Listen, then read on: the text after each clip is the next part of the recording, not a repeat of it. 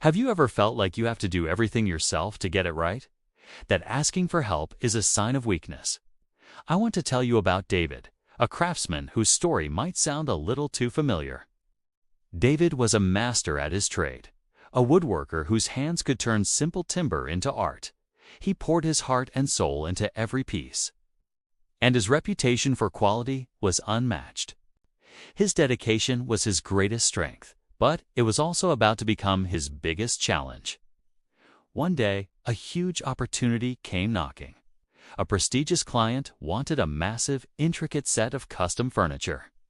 This was the kind of commission that could define a career. The deadline was tight, but David, fueled by ambition and a fierce sense of independence, said yes without a second thought. He was convinced he could handle it all on his own.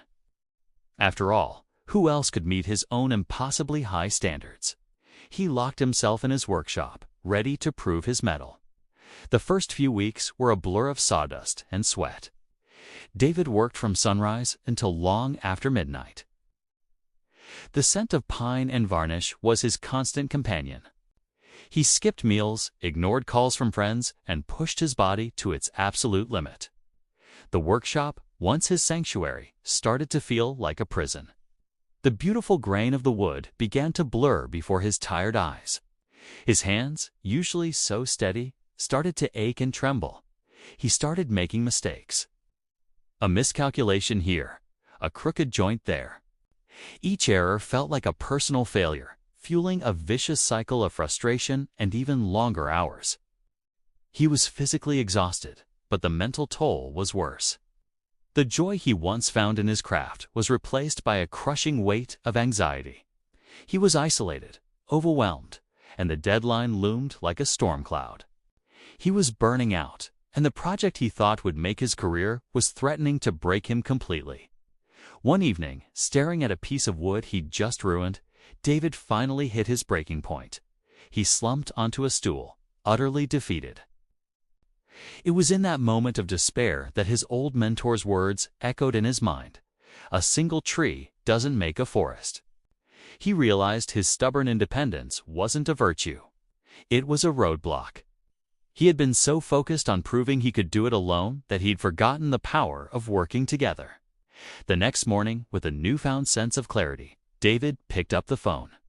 He called a few fellow craftspeople he respected, artisans he'd known for years. He explained the situation not as a failure, but as a challenge too big for one person. To his surprise, they didn't judge him. They understood. They saw an opportunity to collaborate on something amazing. They were excited to lend their skills to his vision. Suddenly, the workshop was alive with energy and camaraderie. One person was an expert at delicate joinery, another a master of finishing. Laughter replaced the heavy silence. They shared techniques, solved problems together, and held each other to the high standard David had set. He wasn't just a lone craftsman anymore. He was a leader, directing a team toward a common goal. The work was faster, better, and infinitely more enjoyable. They finished the commission just in time. The client was blown away, not just by the quality, but by the sheer scale of the achievement.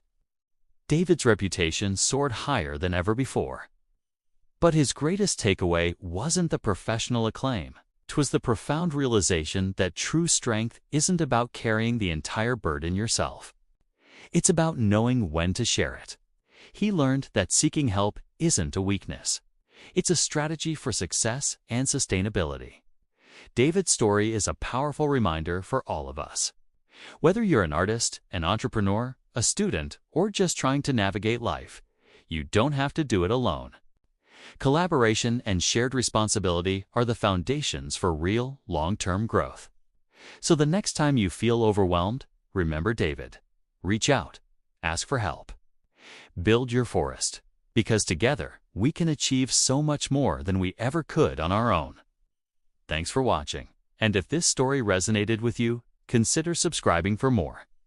See you next time.